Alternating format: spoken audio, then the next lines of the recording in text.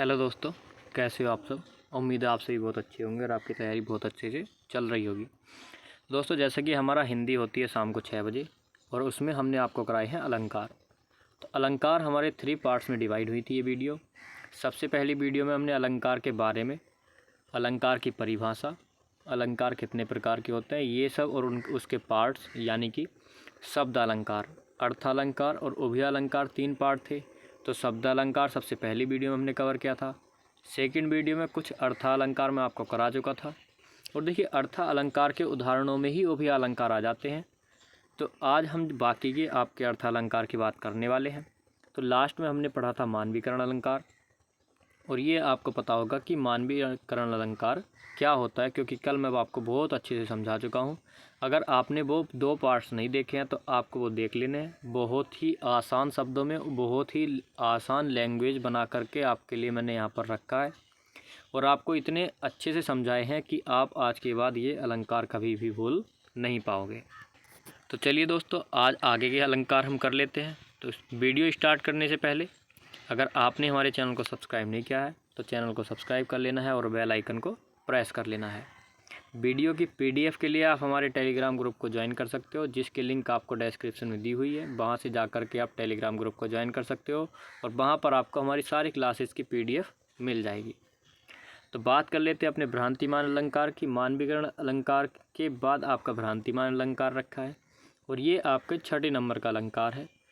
तो बात कर लेते हैं कि भ्रांतिमान अलंकार क्या होता है। तो देखिए, जब लगभग समान वस्तुओं में एक वस्तु को दूसरी वस्तु मान लिया जाता है जबकि वास्तव में वह वस्तु नहीं होती। अर्थात कोई वस्तु आपके सामने है, आपने वो वस्तु को देखा और उसको कुछ और मान लिया, जो है कायदे में वो मैं ना मान करके उसको कुछ और मान लिया जाता है, जबकि वास्तव में वह वस्तु होती ही नहीं है, आपने फिर भी मान लिया, तो वो होता है आपका भ्रम। तो देखिए, जो आपका भ्रम होता है, अगर आप समझ गए कि आपका भ्रम और संदेह दोनों में क्या अंतर है, तो आप भ्रांतिमान अलंकार और संदेह अलंकार दोनों में अंतर कर पाओगे। उदाहरण के साथ समझाता हूँ।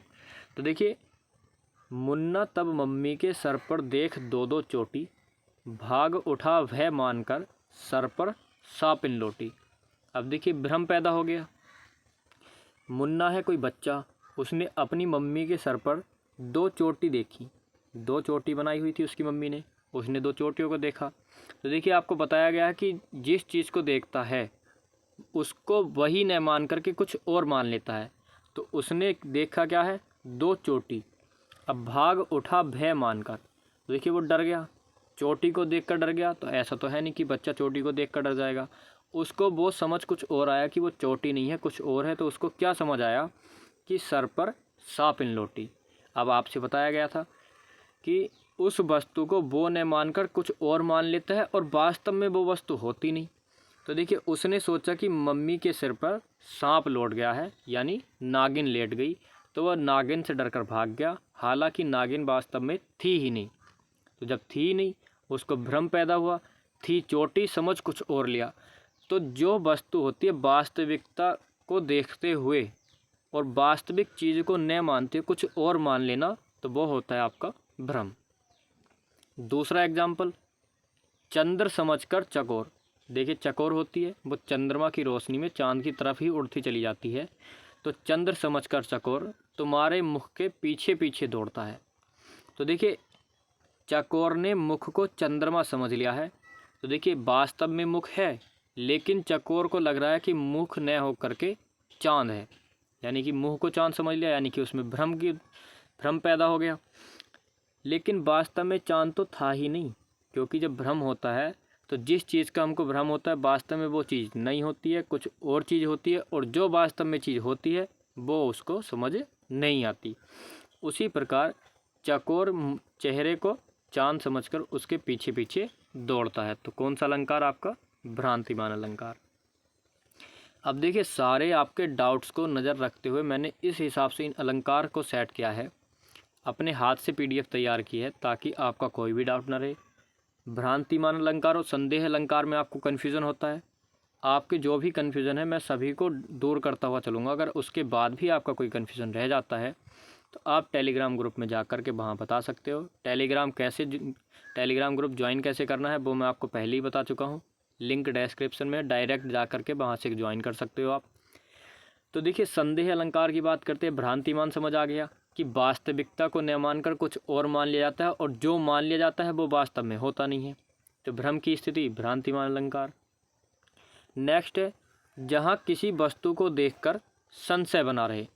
अब देखिए, यहाँ भी वस्तु देखी, भ्रांतिमान में भी वस्तु देखी, लेकिन दोनों में अंतर क्या है? तो भ्रांतिमान समझा चुका। अब पहले संदेह अलंकार को समझ लीजिए, फिर इन दोनों का अंतर आपको समझाऊंगा।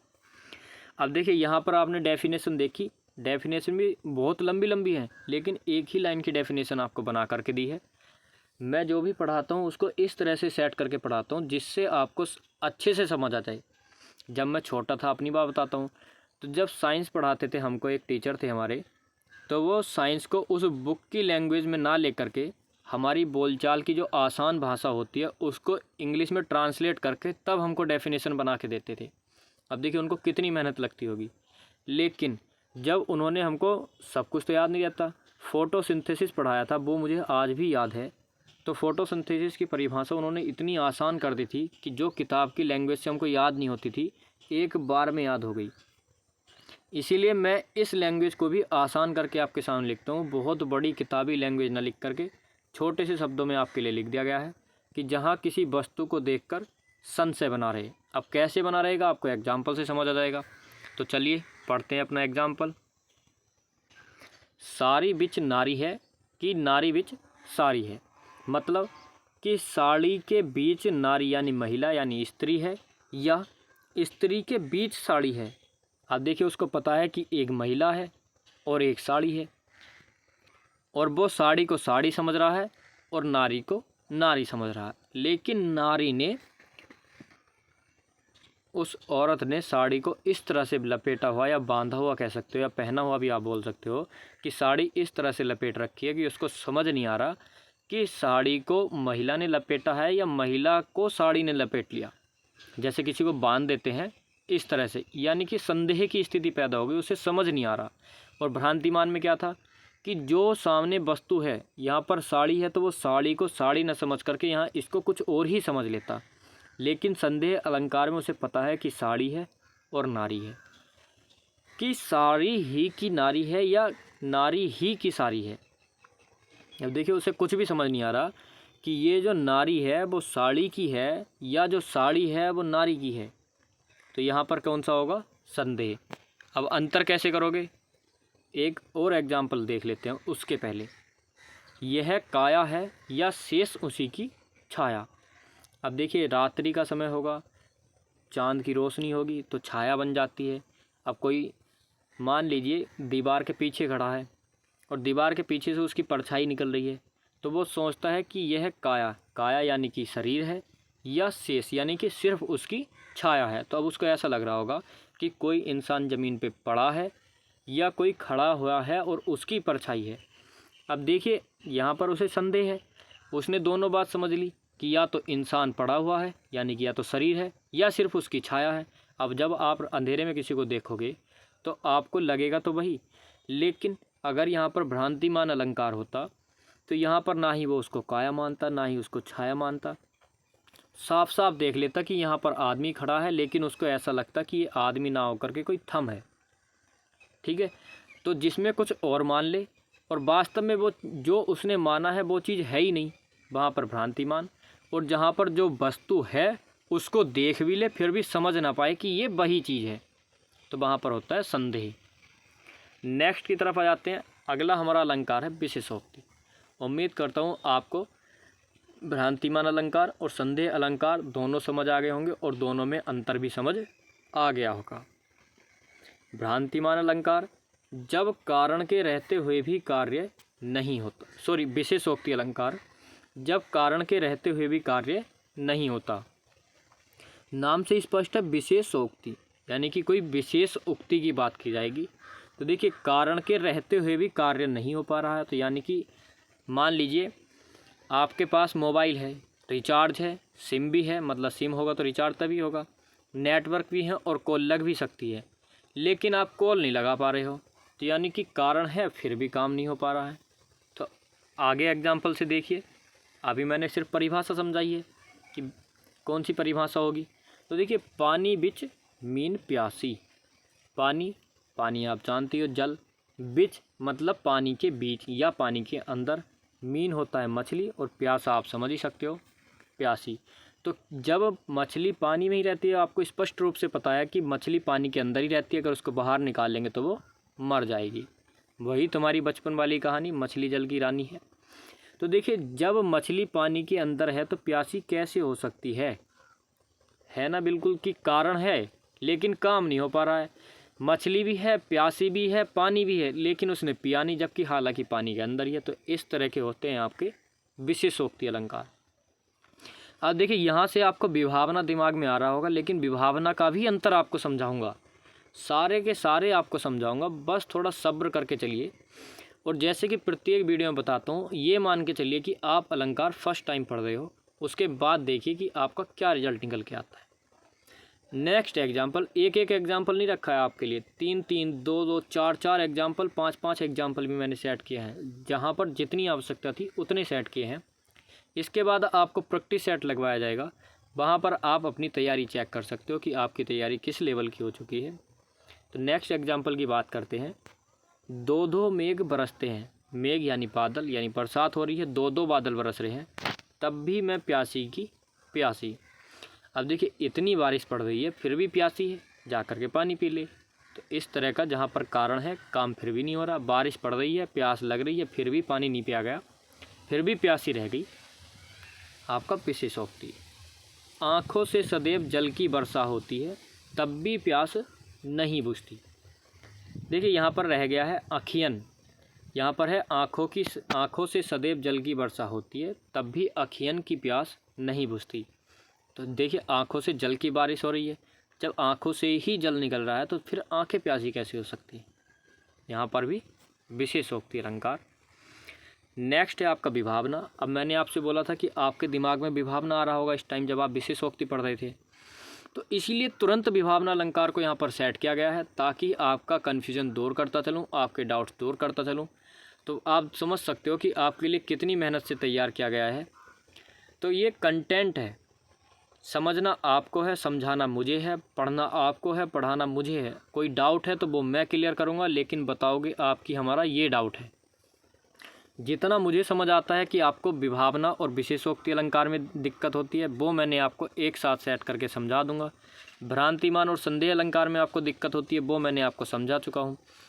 उपमा अलंकार और आपको रूपक अलंकार में दिक्कत होती है, वो भी मैं आपको समझा चुका हूँ। उत्प्रेक्षा अलंकार भी आपको समझा चुका हूँ। इतने अच्छे से आपकी क्लासेस चल रही हैं, अगर आप अब भी पढ़ के नहीं देते हो तो इसमें आपकी दिक्कत है, ना कि मेरी। तो नेक्स्ट है हमारा विभावना अलंकार। तो विभावना अलंकार की बात कर लेते हैं। जहाँ कारण के न होते हुए भी कार्य का हुआ जाना पाया जाए। विशेषोक्ति में कारण था और कार्य नहीं हो रहा था, विभावना में कारण नहीं है और फिर भी कार्य हो रहा है, तो आपका विभावना अलंकार। अब कैसे होगा, अब देख लीजिए, एक सेकंड होल्ड कीजिए।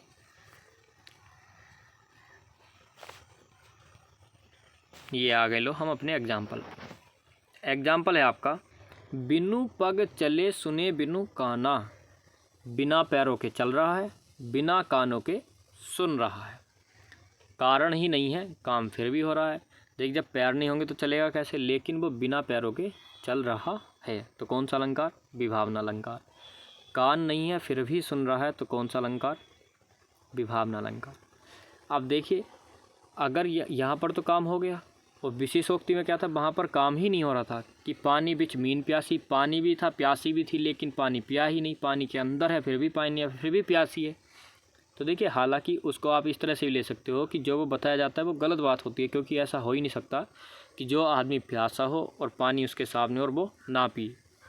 नेक्स्ट आ जाता है आपका एग्जाम्पल, विभावना अलंकार का एग्जाम्पल, आनंद रहित सकल रस भोगी, बिनु बाणी बक्ता बड़ जोगी। आनंद रहित यानी कि बिना सर के, सकल रस भोगी यानी कि जो उसकी शकल यानी कि उसका चेहरा है, उसका रस भोग रहा है यानी कि उसको निहार रहा है। बिनु बाणी बक्ता बड़ जोगी वाणी है नहीं यानी कि गूंगा है, फिर भी बक रहा है कौन? जोगी। कारण ना होते हुए भी काम हो रहा है तो आपका विभावन अलंकार। नेक्स्ट की तरफ चलते हैं, विरोधाभास अलंकार।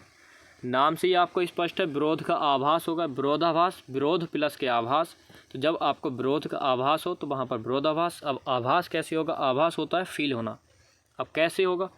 जब किसी वस्तु का वर्णन करने पर विरोध न होते हुए भी विरोध का आभास हो। विरोध न होते हुए भी, ध्यान देना, एक एक शब्द पर ध्यान देना है। विरोध न होते हुए भी विरोध का आभास होगा। विरोध किया नहीं जा रहा है, फिर भी आपको ऐसा लगेगा कि हाँ वाकई विरोध किया जा रहा है। एग्जाम्पल के साथ चलते हैं कि हमको कैसे लगेगा कि विरोध किया जा रहा है। तो यहाँ पर देखिए, यह अथाह पानी रखता है पर सूखा, यह सूखा सा गात। सूखा सा गात है लेकिन पानी इतना है जिसकी कोई था ही नहीं है।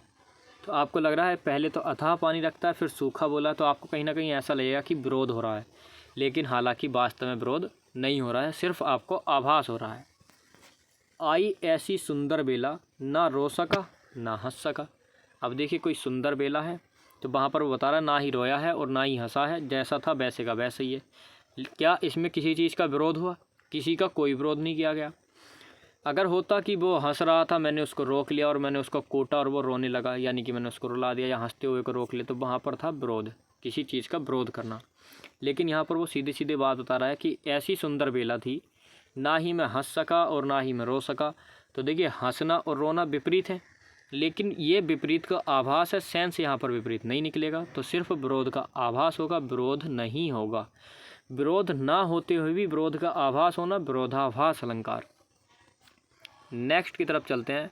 अगला आ जाता है आपका प्रतीप अलंकार। प्रतीप अलंकार को बहुत आसानी से और बहुत आसान शब्दों में आपको समझाता हूँ। प्रतीप, प्रतीप का अर्थ ही होता है उल्टा। अब देखिए विरोधाभास में भी उल्टा था, लेकिन सिर्फ आभास था, उल्टा था नहीं। अब सबसे पहले प्रतीप अलंकार को पूरा समझ लेना है। प्रतीप, तो आपको इसमें दिमाग ज़्यादा नहीं लगाना है, सबसे पहले इसको समझना है कि ये क्या है, उसके बाद दोनों में अंतर करना है आपको, प्रतीप अलंकार और जो आपका पिछला वाला था विरोधाभास अलंकार। उपमान का उपमेय बना देना, आपको पता है उपमान क्या होता है, आपको ये भी पता है उपमेय क्या होता है। अगर आपने सेकंड वीडियो नहीं देखी है तो आप यहीं पर कंफ्यूज हो जाओगे, इसलिए आपसे बोलता हूँ कि पार्ट को सीरियल से देखा करो। सबसे पहले पहला पार्ट, उसके बाद दूसरा और उसके बाद तीसरा। अगर आपको तीसरा पार्ट मिल जाता है और दूसरा पहला नहीं मिलते हैं तो आपको घबराने की कोई आवश्यकता नहीं है।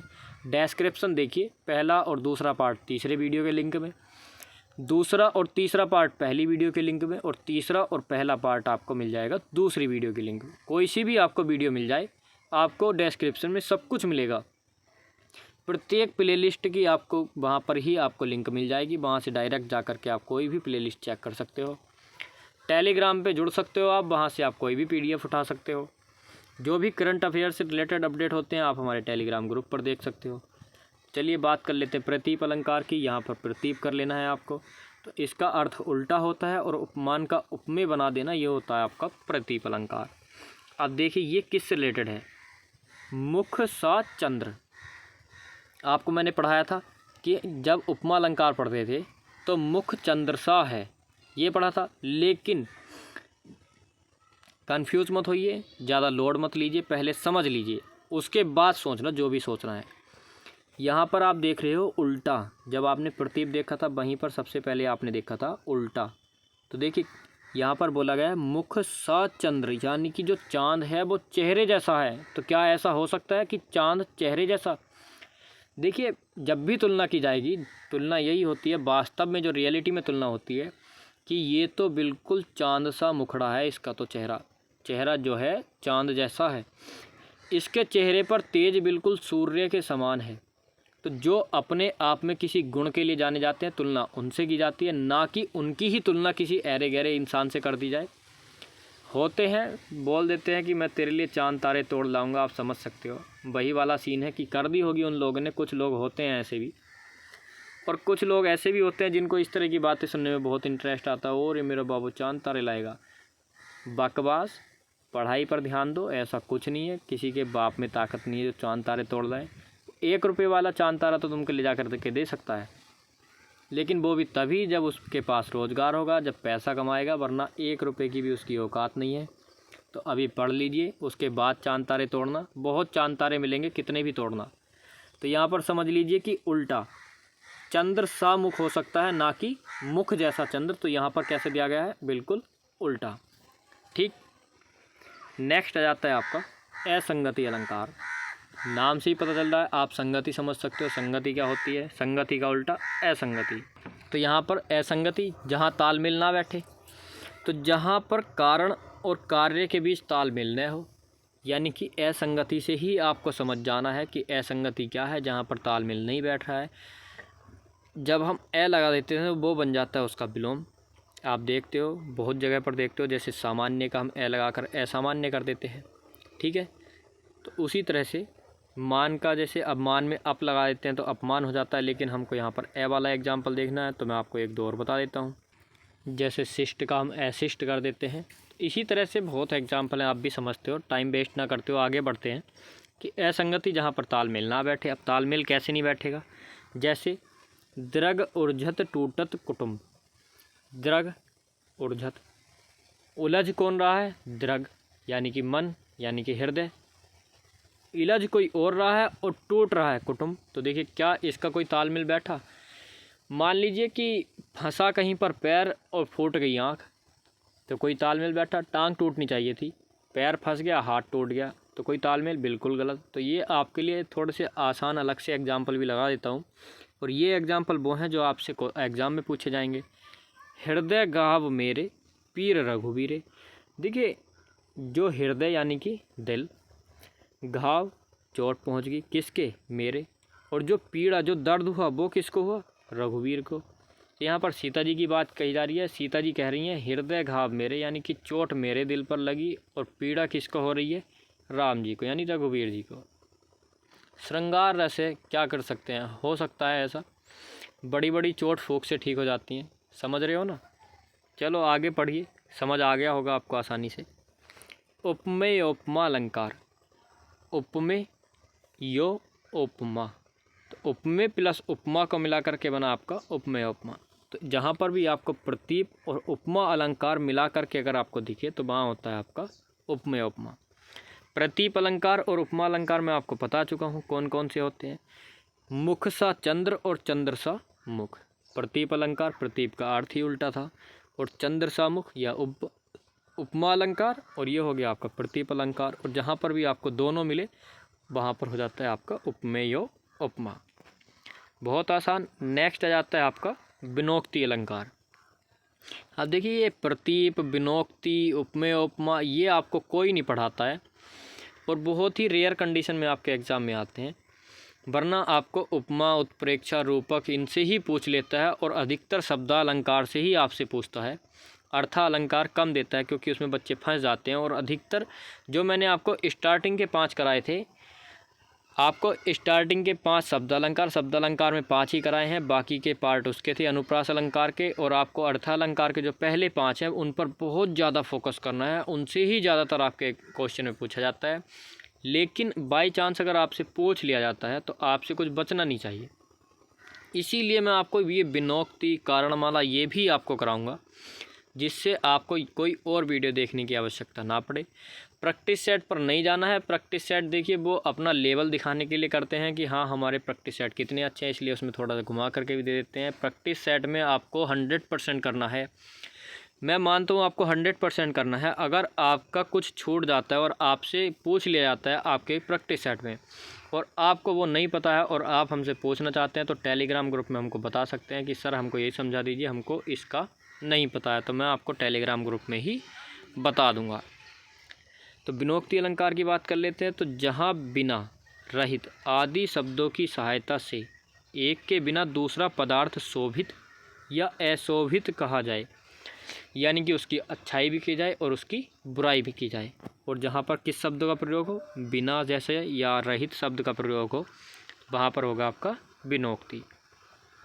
जैसे जिया बिनु देह, नदी बिनु बारी, तैसे ही नाथ पुरुष बिनु नारी। तो देखिए आप समझ सकते हो कि जिया बिनु देह, बिनु शब्द का ही प्रयोग हो गया है। तो जिया बिनु देह यानी जो आपका मन है उसके बिना शरीर, नदी के बिना पानी, तैसे ही नाथ पुरुष बिन नारी। तो बिनु शब्द बस यही देख लीजिए, इतना ही आपके लिए काफ़ी है। उसके बाद आ जाता है आपका कारणमाला अलंकार।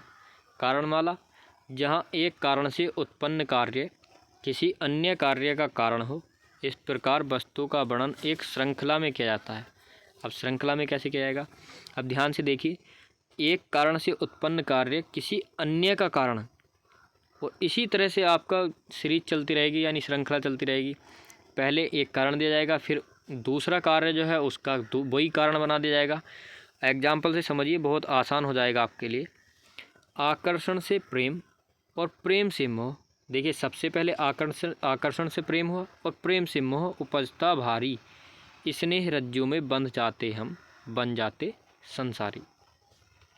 तो देखिए, उसी सीरीज में लिया गया है। पहले आकर्षण से प्रेम उपजा और प्रेम से मोह उपज गया।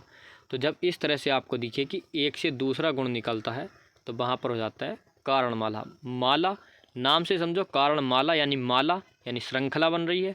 तो यहाँ पर आपकी माला सी बन रही है, तो क्या हो गया आपका कारणमाला अलंकार। तो दोस्तों, ये थे आपके कुछ अलंकार। आज हमारे अलंकार हो जाते हैं लास्ट।